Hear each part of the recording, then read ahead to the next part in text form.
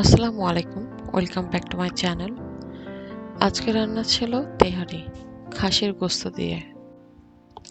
Pressure কুকারে সরিষার তেলে পেঁয়াজ ভেজে নিয়ে পরিমাণ মতো আদা বাটা, রসুন বাটা, গরম মশলা গুঁড়া, জায়ফল, জয়ত্রী গুঁড়া, 2 চামচ টক দই, কাঁচামরিচ, লবণ দিয়ে খাসির গোস্ত দিয়ে কষিয়ে নিতে হবে।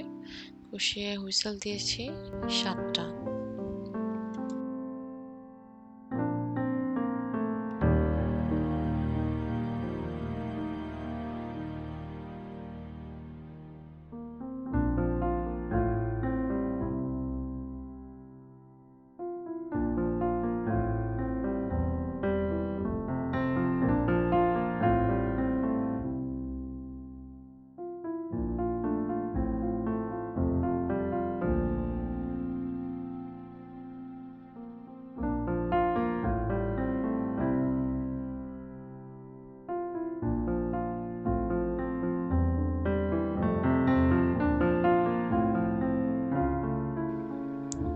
খাসির গোস্তটা সিদ্ধ হয়ে গেছে খুব সুন্দর মতো।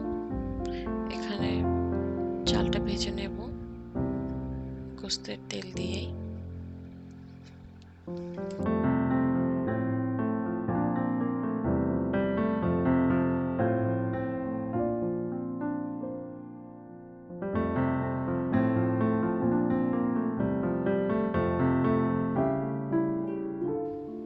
এবার পরিমাণ মতো পানি দিয়ে চালটা সিদ্ধ করে নিতে হবে।